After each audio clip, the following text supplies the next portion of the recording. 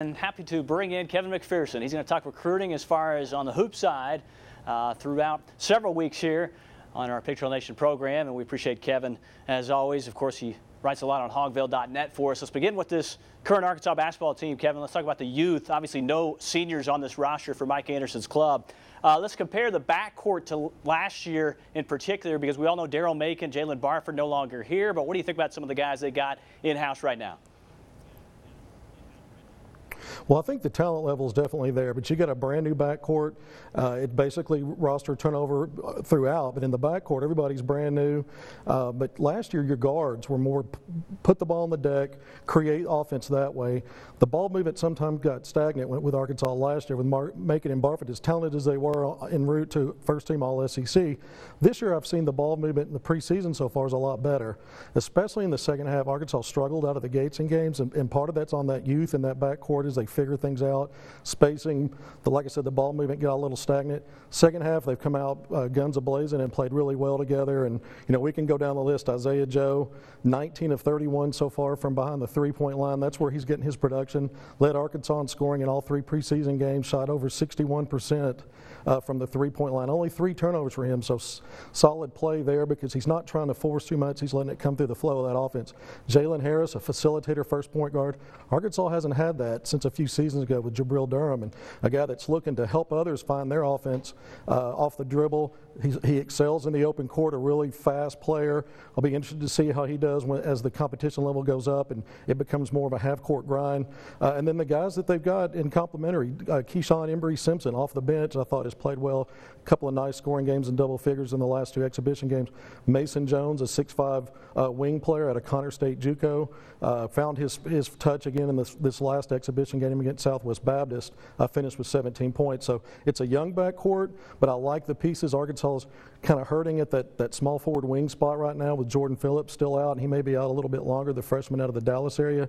But at 6'5", Mason Jones and Isaiah Joe, I think, can help fill that spot a little bit as they move into the first part of the season. Yeah, terrific stuff there, Kevin. Certainly Isaiah Joe filling it up. He had 19 in that game the other night against Southwest Baptist. Preseason turnover and free throw issues, we've got to get to that because 15 turnovers against Southwest Baptist. I know Anderson wants to clean things up. Just 30 of 45 from the free throw line. What's up with that? Is it just, the lights go on and, you're in a live public scrimmage situation and all of a sudden you just kind of go kaput? Well, I think that might be part of it. Really, the guards, we just talked about them, they've shot the ball well, over 75% as a unit. It's the front line that's struggling. If you look at the slow starts, Daniel Gafford's kind of started out a little slow, maybe holding the ball a little bit too long when the double team comes. I think Adriel Bailey, the 6'6" junior forward that's in the starting lineup, is trying to force a little too much offense. That's really not his game.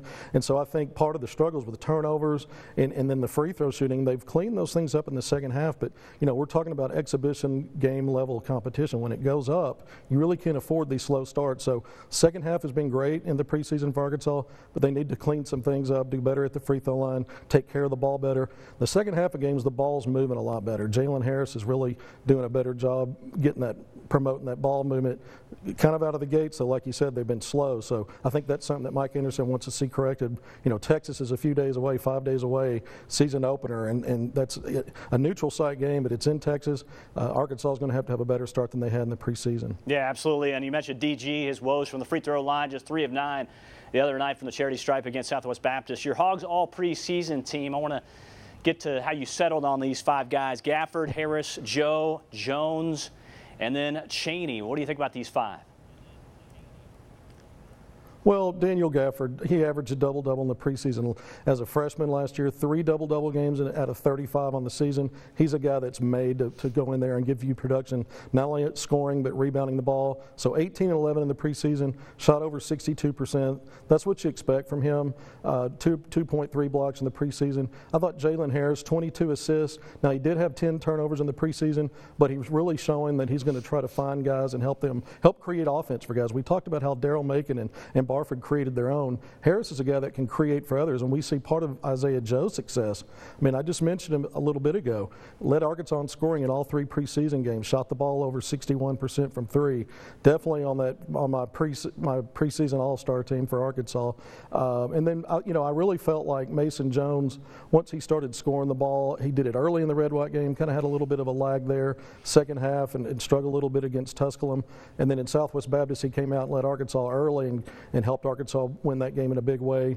And then Reggie Chaney playing off the bench. I really feel like he's going to be a guy that's going to help spell Gafford when Gafford either has foul trouble or needs to go to the bench, to get a breather. But a double-double in the first exhibition game against Tusculum, 13-10. And then he only played 60 minutes in this last game, coming in and filling in for Gafford, but did it admirably. Hit a couple of mid-range shots. You want to see that from your forward spot.